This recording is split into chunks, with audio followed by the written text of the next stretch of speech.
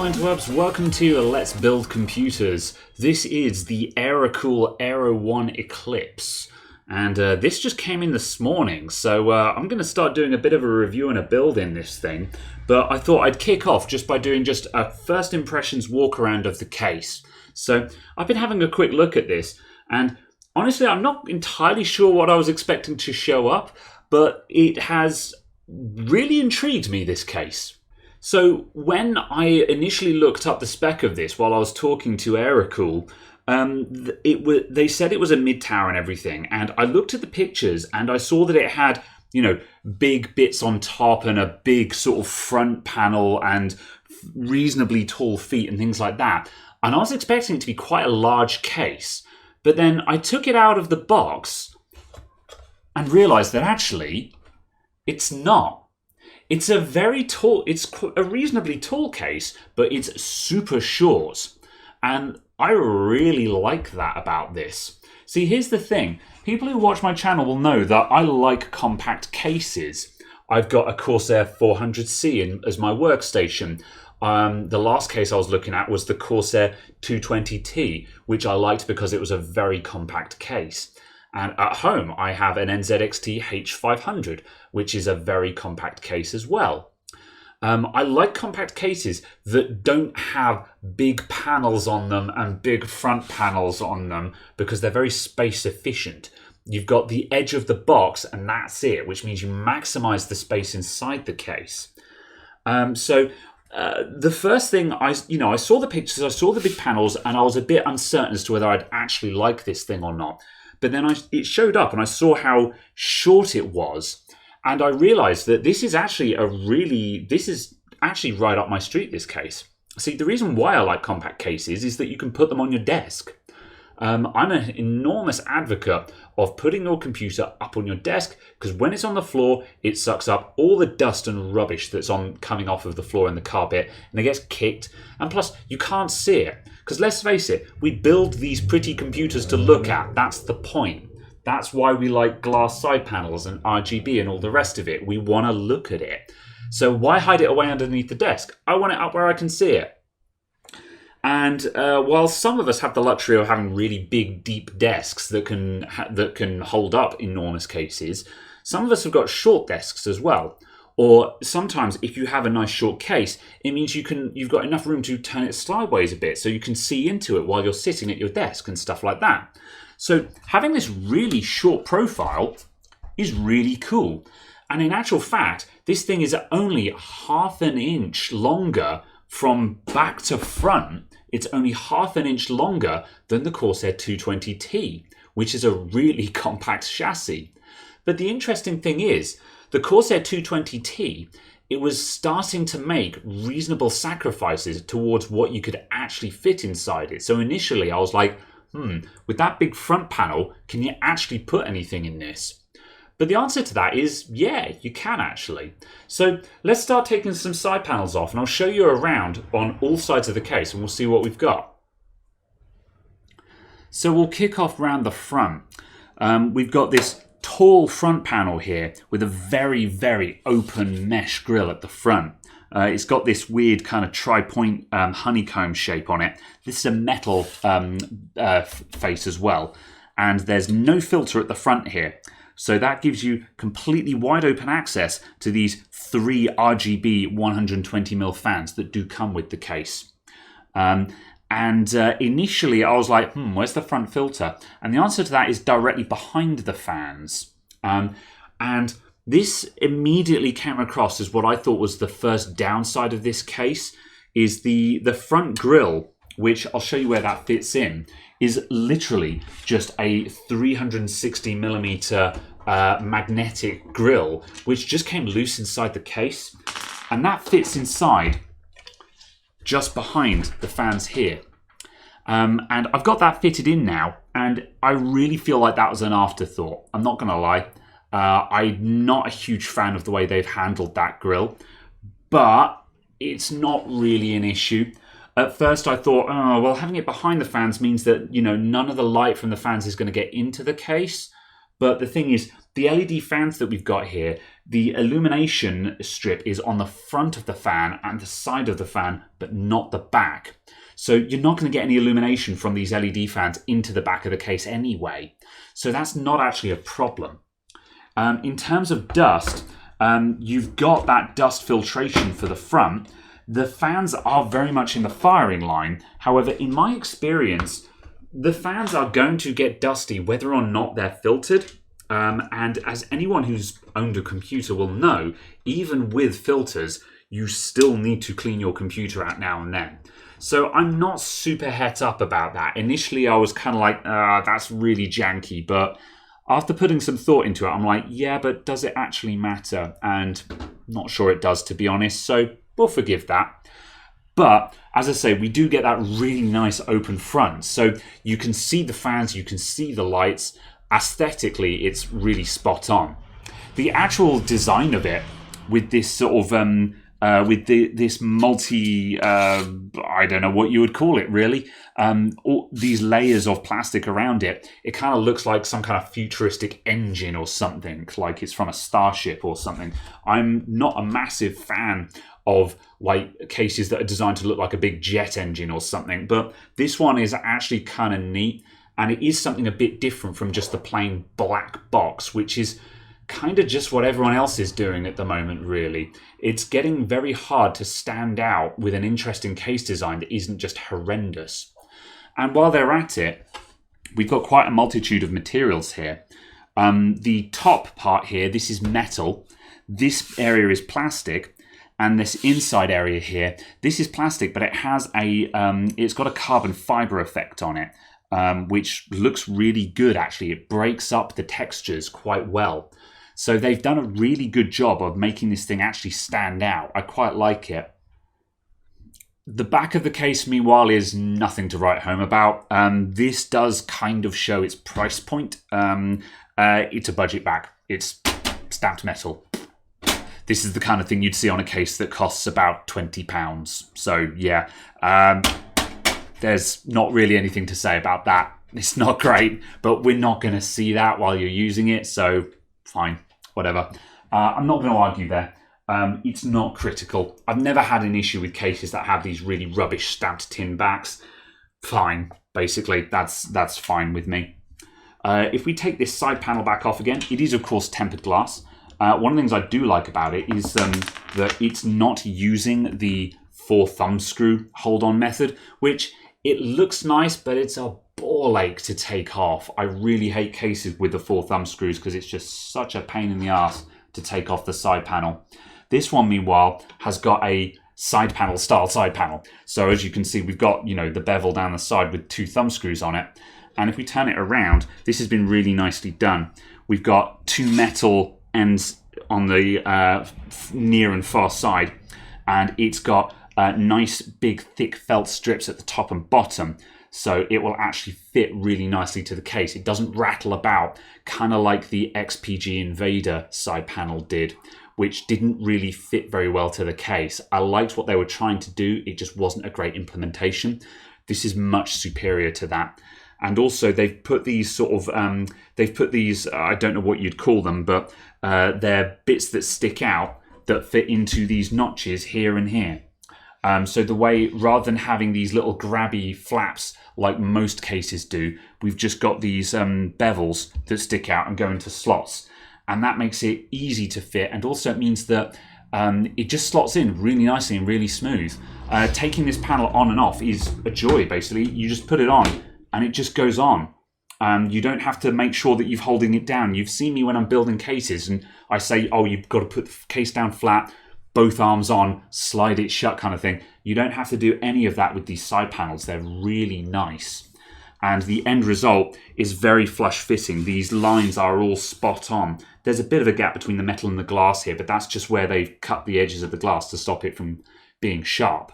The actual lines are really good. I'm very impressed for what is classed as a budget brand case. So that looks great. On the inside here, we'll find an ATX layout with 1, 2, 3, 4, 5, 6, 7 PCI slots down the back. And we've got 3 120mm fans fitted up front behind the magnetic dust filter that I mentioned earlier on, which just kind of goes in there. It has also got the slots for 140mm fan mounts. I reckon you could probably get 3 140mm fans in there as well. However, the gap at the front here, I wouldn't rate my chances of getting a radiator into that. You could probably fit some slimline thing in there, but I would really not rate my bets on being able to put a 360mm rad in here. Certainly not a nice thick 360mm rad, the kind which you'd, actually use if you were fitting a 360mm rad. However, 240 and 280mm rads, that will go in the front just fine. You'll be able to fit those no problem. And the nice thing is because the fans go in front of the metal, in the actual front panel area, the fans are not taking up space inside the case. And this is where this case is actually becoming space efficient. I mentioned earlier on that I like cases that don't have big front panels and big top panels like this. But the clever thing is, the reason why I don't like those cases is that it's just wasted space. But on this one, they've actually made all of that space up there accessible. So when you put a 240mm rad up the top here, you've actually got room to bury the fans and the rad up in this top panel so they don't intrude into the main interior of the case. So despite it having these top spaces, it's actually usable, which is really cool. It's a very, very welcome relief. So this thing is, depth-wise, just as compact as that Corsair 220T, but unlike the Corsair 220T, you can fit your water cooling rad top mount and have no questions at all about clearance on your RAM and the motherboard and stuff like that. So, obviously the whole case is a couple of inches taller than the Corsair 220T, but really, because it's still got that shallow depth, I think most people will still appreciate it as more or less a compact case. So that's great. They've also done a very interesting design with the power supply enclosure. It's a little bit taller than a standard power supply enclosure, but they've put in screw holes to mount fans at the bottom here, and they supply appropriate through-hole screws so you can actually mount 2 120mm fans at the bottom of the case that draw air up and blow it up into your graphics card, which is quite an interesting design concept. Not 100% certain I'm on board with it, but it's a very cool idea. If you've got a graphics card that is just not very good at exhausting its own hot air, because graphics cards have a nasty habit of just blowing hot air around themselves and recycling their own hot air instead of actually getting it out of the case. And the idea here is that this is forcing cold air up into the graphics card, which is quite a novel idea. And I'm not certain that they have got a gap between the top of this enclosure and the power supply, but I'm not certain if it's really big enough to properly put a 120mm fan on top of your power supply.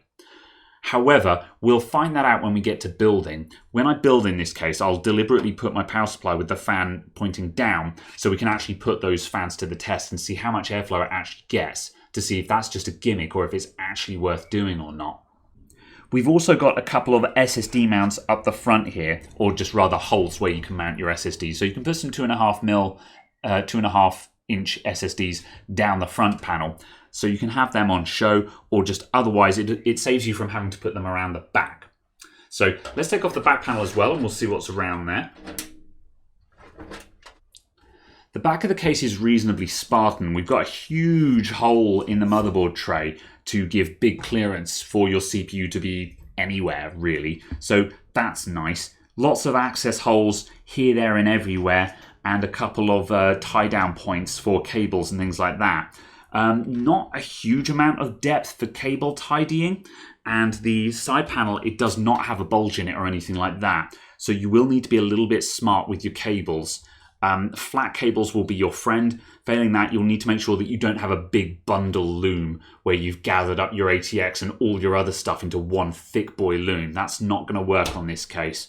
But either way, because of all the hole arrangement, I think there's plenty of room to be able to make it all work. Although, of course, bear in mind that we also don't really have a hole in the middle of the power supply enclosure for your ATX for your PCI Express graphics card power leads to come out of. So those will be coming out from here or here or here or somewhere like that. Keep that in mind when you're building. We do have a hard drive cage down here. The hard drive cage can move backwards and forwards slightly, but it can't move laterally to give you more or less clearance for your power supply. It's a single drive on the inside, but it has also got holes on top, so you can stick a 2.5-inch SSD or another 3.5-inch hard drive on top of it. So you have officially got two 3.5-inch slots in this thing. And if you're only running a single drive, the nice thing about this thing being sort of half height means that you can put in one hard drive there and you've still got a bit of cable dump area. And I think that's a really good idea because it means that the hard drive cage is not just immediately creating a wall that you've got to cram your power supply behind afterwards. So that's thinking ahead as well. And an extra nice touch as well is that this hard drive cage is actually rubber mounted, which is a very rare thing in my experience. Most of the time these hard drive cages are not rubber mounted, which means when your hard drive spools up, you will hear it. But with that rubber mount, that should kill a lot of the spin up noise that you hear from your hard drive, which is quite a welcome relief because if you're running a quiet computer in a quiet room, hard drive spin up is a big noisemaker. It's surprising, but I can hear the 2.5-inch drive in my computer spin up at home. So yeah, that means quite a lot to me. On top of the case, we've got a very nicely presented front panel here. We've got dual USB 3s that are nice, tidy USB 3 ports. They haven't got any of this horrible folded stuff that we saw on Corsair cases. Sort it out, please. We've got really nice, tidy USB ports that look really smart.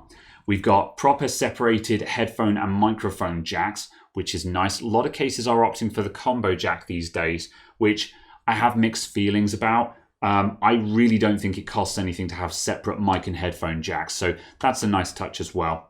The hard drive and power lights, they're a bit nassy. They're just LEDs. Yeah, they're all right. The two buttons here, though, really nice, proper mechanical switches. None of this tactile rubbish that you see on most modern cases. I really like mechanical switches like this. Harkens back to the good old days when we had aluminium cases with anti-vandal switches on them. So yeah, really like those buttons. They feel really nice, smooth and clicky instead of this just horrid tactile clicker button. Then my phone rang. And another point of interest here is that the reset button here, it's actually got a light logo on it. And this brings me around to the topic of the RGB controller inside this case. And they've done a really interesting thing with it. This button here, it's got a light label on it. However, on the actual header lead here, they've actually labeled it as the reset switch. But here's a really cool thing.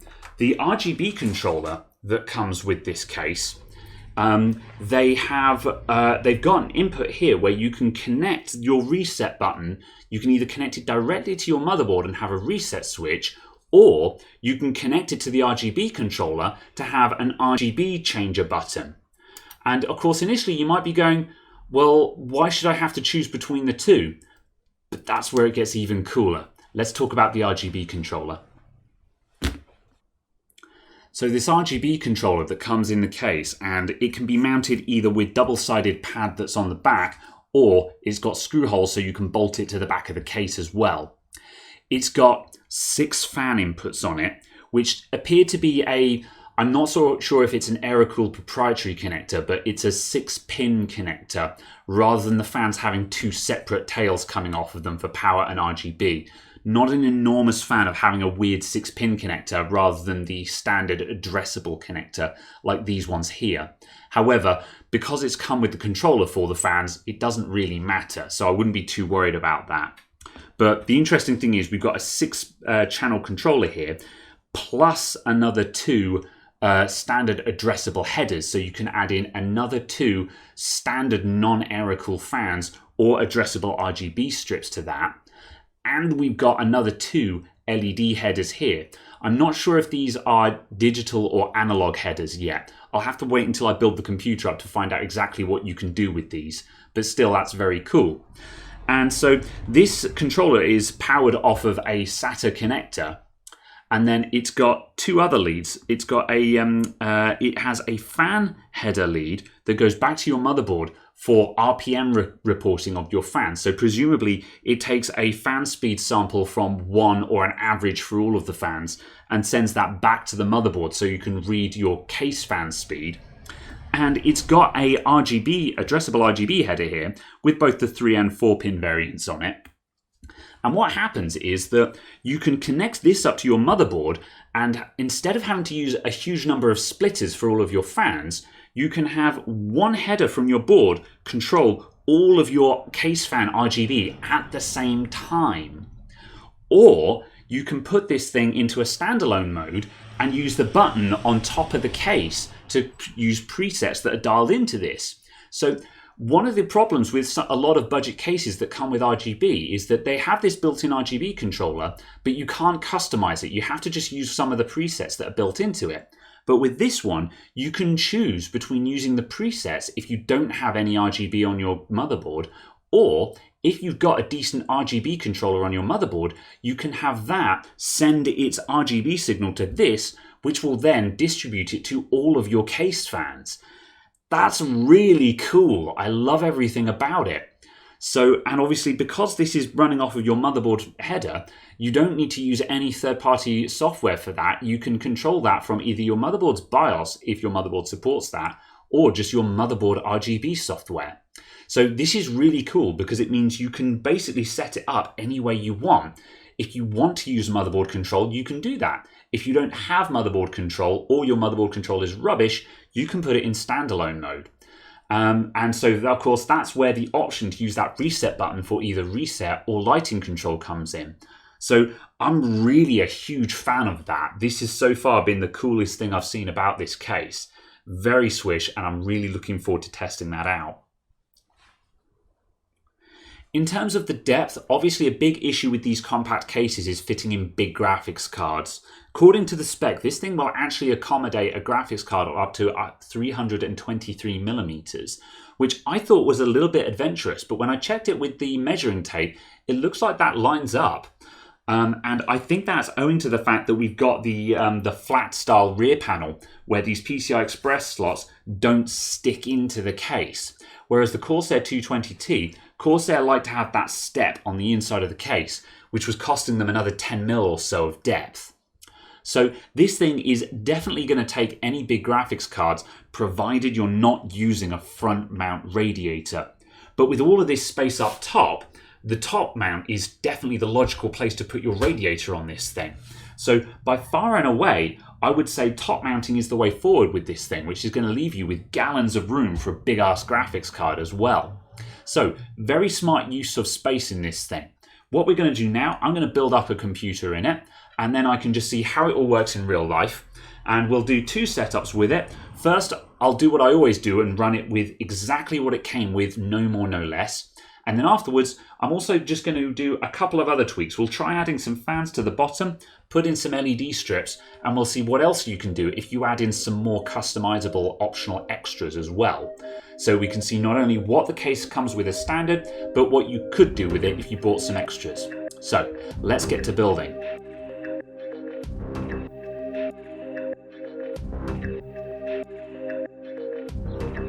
The power supply enclosure leaves a 30mm gap for long radiators, meaning that you could fit a slimline 360 rad up to the front, or any size 240 or 280mm rad that will clear your graphics card, but this case is best suited for a top mount 240mm rad.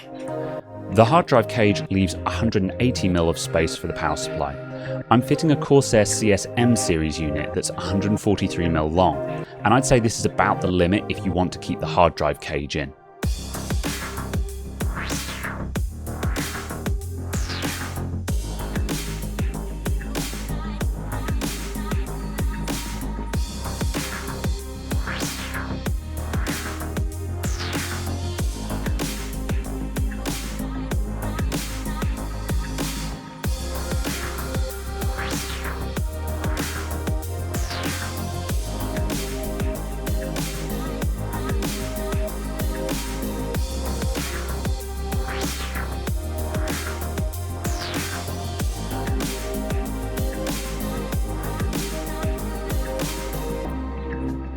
stripping the reset button wire out of the front panel ribbon so I can reroute it to the RGB controller.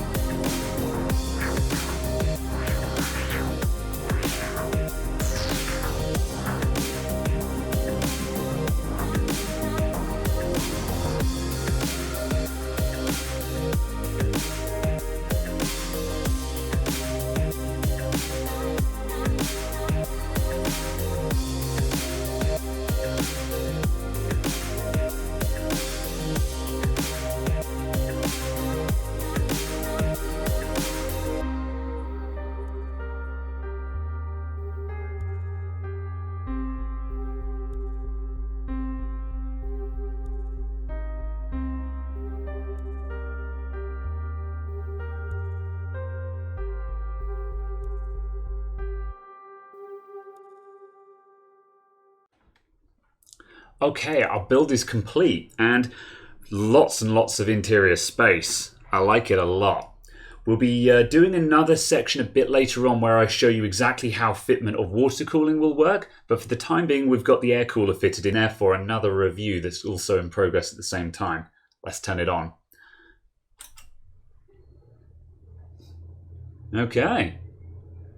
All of our RGB has illuminated. It's just come on as a static rainbow ring. That's pretty neat. Let's just make sure this thing posts and then we'll start exploring all the functions. Excellent, the system has posted. So now let's adjust the camera so we can have a look and see what this RGB lark is all about. So from this angle, you can see we've got the 3 rings down the front there.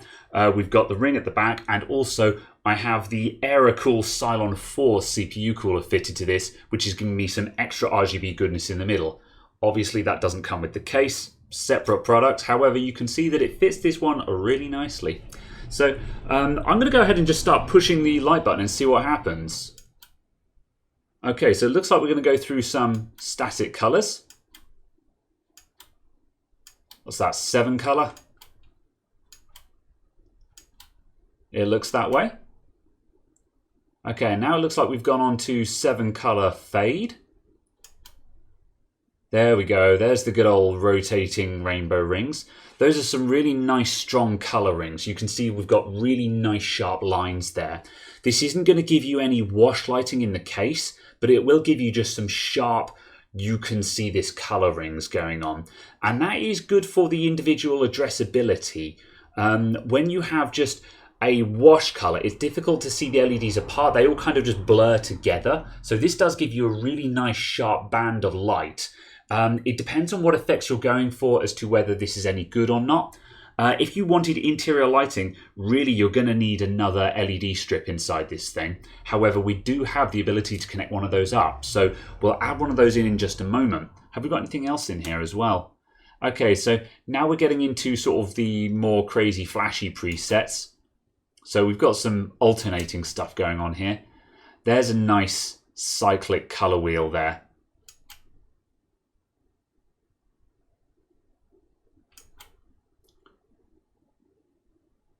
And we've got the breathe effects as well.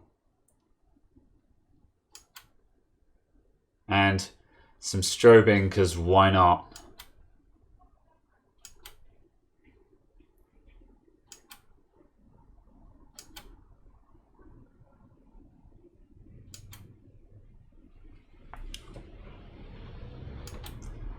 Okay, and that brings us back around to the solid rings. So yeah, there's a reasonable selection of effects in there. I'm going to stick them back onto the revolving rings just so we've got something cool to see. Bring it to life a little bit. There we go. So I'll leave it on that for a moment. I did say I was going to do a second configuration of this where I added in some fans at the bottom.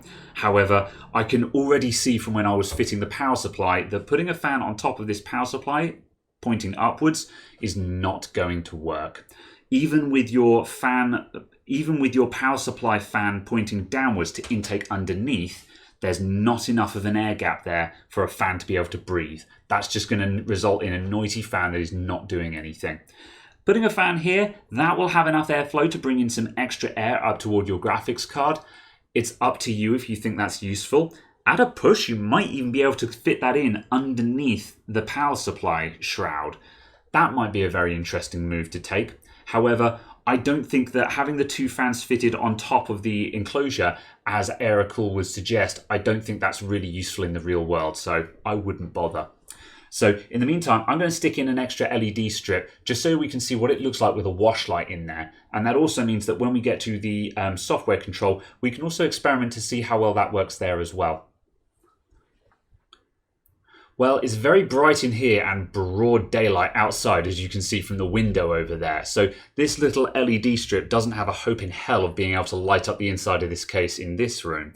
However, in a bedroom or in an office, this should be providing a really nice wash light inside of the case. I've seen this LED strip in action in another case, and that LED, that rainbow wave effect provides a really nice prismatic lighting inside the case. It's one of the few times where I've actually put my LED lighting on rainbow vomit mode and actually thought, hey, that looks really nice. Let's just see how it behaves with the internal controller. So if I start cycling through, when we switch onto the flashy effects, as you can see, it's essentially doing the same thing that the fans were doing. The scrolling effects look really nice. That's very smooth action as well. It's a little bit steppy to the naked eye. Like, I would probably call that 20 or 30 frames a second, if you see what I mean. So it's not as smooth as something like, you know, Corsair's IQ RGB. However, it's absolutely acceptable for general usage. And the breathing effect looks nice as well. And yeah, just skip past the strobe, why bother? Oh, that's a neat effect. I don't even know what to call that, but that's kind of cool. Make of that what you will. So yeah, and then we've got alternating, and we've got two color strips as well.